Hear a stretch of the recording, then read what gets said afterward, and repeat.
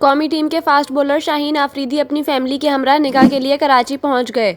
शाहीन के भाई रियाज आफरीदी ने ट्विटर पर शाहीन और शाहिद आफरीदी के हमरा कराची से तस्वीर शेयर की, जिसमें होने वाले ससुर और दामाद को स्याह रंग के कुर्तों में देखा गया, जबकि रियाज आफरीदी खुद सूट पर ऑफ वाइट वास्कोट पहने नजर आए। शाहीन के भाई ने लिखा, मुझे हमेशा लाला के साथ अच्छा लगता है और हम यहाँ एक खास तकरीब के लिए आए हैं। मेरा छोटा भाई भी मेरे साथ है, जो मेरा फख्र है।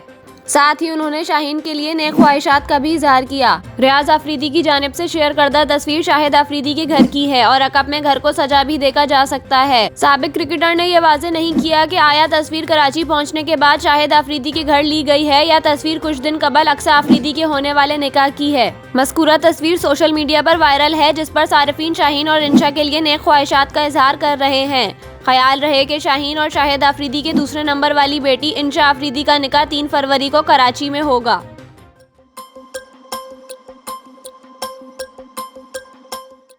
पाकिस्तानी अदाकारा नेमल खावर खान के मामू भी कई बरस कबल पेशावर की मस्जिद में एक खुदकुश धमाके के दौरान जाँ बहक हुए थे। ये इंकिशाफ अदाकारा की कानूनदान बहन फिजा खावर ने पुलिस लाइन्स खुदकुश धमाके के बाद किया। उन्होंने बताया कि जब मैं 12 साल की थी तब मेरे मामू पेशावर की मस्जिद में खुदकुश धमाके में मारे गए थे। वो मस्जिद इससे ज्यादा दूर नहीं जिसे दहशतगर्दों ने ताज़ा हदफ बनाया है। उन्होंने कहा कि मेरे मामू मस्जिद के इमाम की हिफाजत करते हुए जान की बाजी हार गए थे। फिजा खावर ने मायूसी वाले अंदाज में लिखा कि इस वाक़े को 15 बरस गुजर चुके हैं, लेकिन अब भी कुछ तब्दील नहीं हुआ। अदाकारा की बहन ने एक और ट्वीट में लिखा कि जब ऐसे सानहे आपके घर में हुए हों तो आप इनसे मुंह नहीं मोड़ सकते। अब तक इनके कोई जवाब नहीं है, ना ही ये सब खत्म हुआ है। फिजा ने कहा, ऐसी सूरत हाल में आप सिर्फ उम्मीद कर सकते हैं कि इस तरह के वाक़यात बंद होंगे, लेकिन नहीं होते। हुक्मरान इक़्तिदार में एक के बाद एक आते हैं, लेकिन कोई भी इन वाक़यात को ख़त्म नहीं कर पाता, या शायद वो करना ही नहीं चाहते। वाज़ेह रहे कि पेशावर के इलाके सदर पुलिस लाइन्स में 30 जनवरी को नमाज ज़ोहर के दौरान खुदकुश हमला किया गया, जिसमें 100 से ज़ायद अफराद शहीद हुए।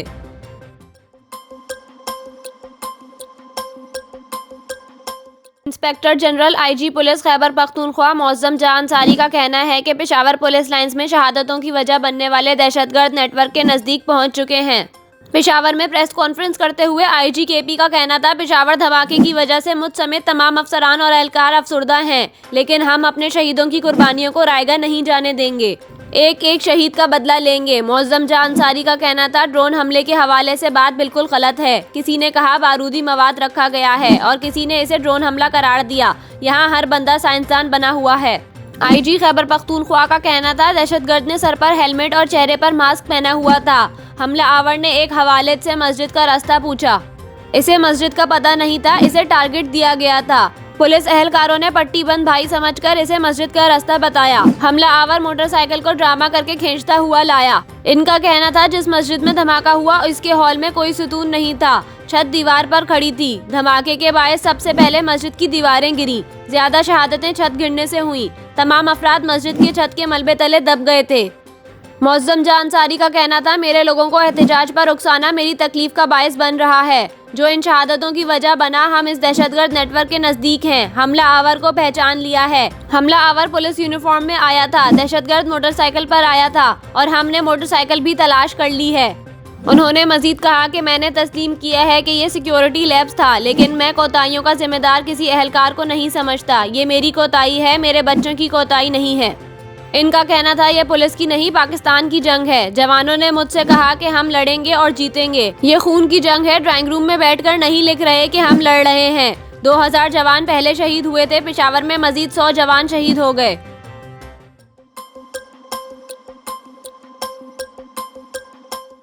अमेरिका के दारुल हुकूमत वाशिंगटन DC से लंदन के लिए रवाना होने वाली ब्रिटिश एयरवेज की परवाज में आग लगने की इत्तला पर तैयारे की हंगामी लैंडिंग कर दी गई।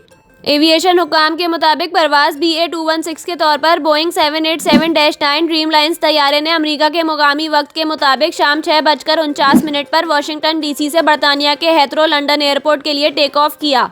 परवाज के 1 घंटे बाद पायलट ने एयर ट्रैफिक कंट्रोल को तैयारे के कैबिन में धुआं भरने की इत्तला दी, जिसके बाद परवाज को करीबी हैलीफैक्स एयरपोर्ट पर हंगामी लैंडिंग करा दी गई। ताहम तैयारा और तमाम मुसाफिर महफूज रहे। बाद अज़ां रजिस्ट्रेशन GZBKL के हामिल तैयारे का मुकम्मल मुआयना किया गया और तैयारे को मुकम्मल फिट करार देकर मुसाफिरों को मंजिल पर रवाना कर दिया गया।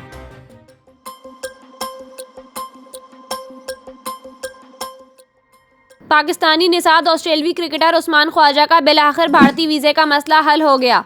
ऑस्ट्रेलवी क्रिकेटर को वीज़ा की मंजूरी के बाद भारत रवानगी के लिए क्लियरेंस मिल गई है।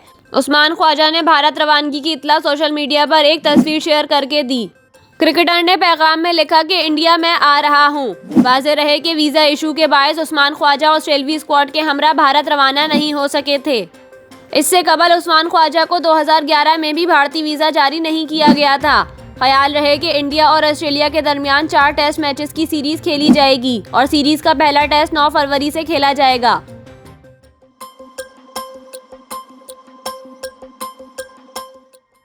कस्टम्स हुकाम ने पेशावर के बादशाह खान एयरपोर्ट पर बड़ी तादाद में सोना और गैर मुल्की करेंसी स्मगल करने की कोशिश नाकाम बना दी।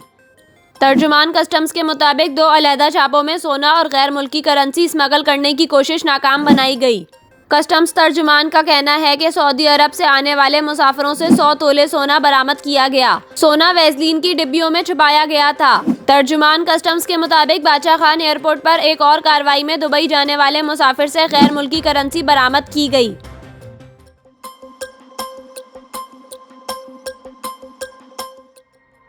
रेंजर्स और एएनएफ ने गोलीमार से बदनाम ज़माना मंशियात फरोश गिरफ्तार कर लिए। तर्जुमान रेंजर्स के मुताबिक गोलीमार से बदनाम ज़माना मंशियात फरोश गिरोह के मेन सप्लायर 2 मुल्जिमान सैयद अजीम शाह और मोहम्मद बिलाल को गिरफ्तार किया गया, जबकि मुल्जिम के कब्जे से मंशियात भी बरामद कर ली गई है।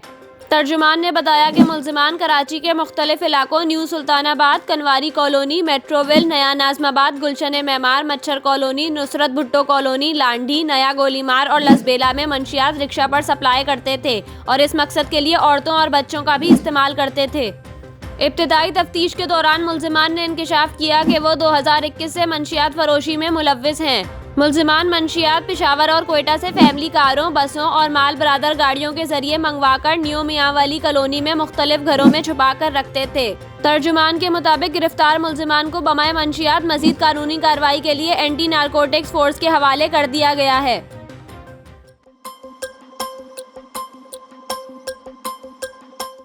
वफाकी वजीर तवानाई खुर्रम दस्तगीर ने कहा है कि हुकूमत 300 यूनिट से कम बिजली इस्तेमाल करने वाले सार्फिन का तहफ़्फ़ुज़ करेगी।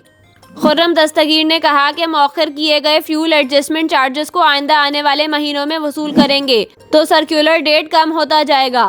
उन्होंने कहा कि IMF से भी यही बातचीत चल रही है। 300 से ज़ायद यूनिट वालों पर क्वार्टर फ्यूल एडजस्टमेंट लानी है और 300 यूनिट से कम बिजली इस्तेमाल करने वालों का तहफ़्फ़ुज़ करेंगे।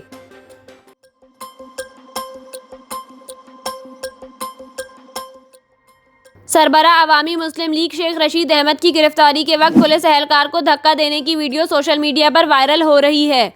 रात देर गए पुलिस ने शेख रशीद को मोटरवे पर कायम निजी हाउसिंग सोसाइटी से गिरफ्तार करके थाना आपपारा मुंतकिल किया था। पुलिस का कहना था कि शेख रशीद नशे की हालत में थे और इनके पास से आला क्वालिटी की शराब भी बरामद हुई। इस हवाले से साबिक वजीर दाखिला शेख रशीद अहमद का कहना है कि मैं खाने काबा की छत पर गया हूँ। मैंने रोज़ा रसूल सल्लल्लाहु अलैहि वसल्लम पर हाजिरी दी है।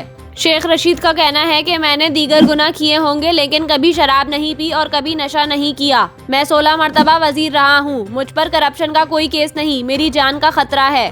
गिरफ्तारी के वक्त की शेख रशीद की एक वीडियो वायरल हो रही है जिसमें साबिक वफाकी वजीर को पुलिस एहलकार को धक्का देकर पीछे हटाते हुए और बुरा भला कहते हुए वाज़े तौर पर देखा जा सकता है।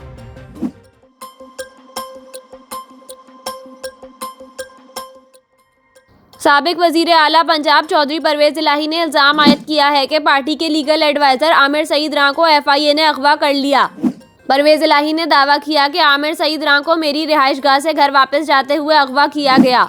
गाड़ियों से पता चला कि FIA के साथ कुछ लोगों ने अगवा किया। उन्होंने मजीद कहा कि निगरान हुकूमत और इनके हवारी ऐसे हथकंडों से बाज रहें। पता नहीं ये निगरान हुकूमत किस एजेंडे पर आई है। हमारे करीबी साथियों को टारगेट करके उठाया जा रहा है। साबिक वजीर आला पंजाब का कहना है कि निगरान हुकूमत अमन व अमान को कंट्रोल नहीं कर सकती तो बेहतर है घर जाए। दूसरी जानिब FIA का कहना है कि आमिर सईद रां को हिरासत में लिए जाने का इल्म नहीं, हमने आमिर सईद रां को गिरफ्तार नहीं किया।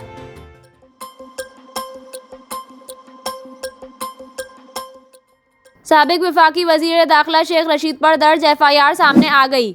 अवामी मुस्लिम लीग के सरबराह शेख रशीद पर मुकदमे में एक काबिल ज़मानत और 2 नाकाबिल ज़मानत दफ़ात लगाई गई हैं।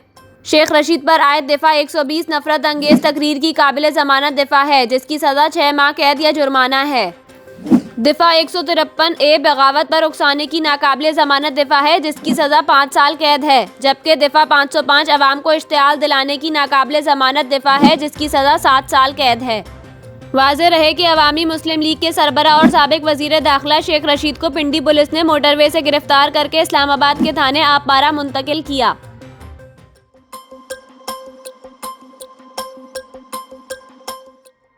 भारत में घरेलू तनाज़े पर मां ने 3 बच्चों को जहर दे दिया, जिससे वो जान से चले गए। भारतीय मीडिया के मुताबिक ये वाक़या रियासत उत्तर प्रदेश के शहर कैराना में पेश आया, जहां एक खातून ने घरेलू झगड़ों से तंग आकर मुबैना तौर पर अपने बच्चों को जहर दे दिया। पुलिस ने वाक़े की तफसीलात बताते हुए कहा कि खातून ने बच्चों को दूध में जहर देकर पिलाया, जिससे इसका 8 साला बेटा मौके पर ही दम तोड़ गया, जबकि 4 और 2 साला बच्चे अस्पताल पहुंचकर अपना दम तोड़ गए। पुलिस के मुताबिक बच्चों का बाप मुलाजमत की गर्ज से दिल्ली शहर में मुकीम है और वाक़े की इत्तलात मिलते ही वो घर पहुंच गया। इसने सास और बीवी के खिलाफ मुकदमा दर्ज कराया। पुलिस का कहना है कि खातून को हिरासत में लेकर तहकीकात का आगाज कर दिया गया है।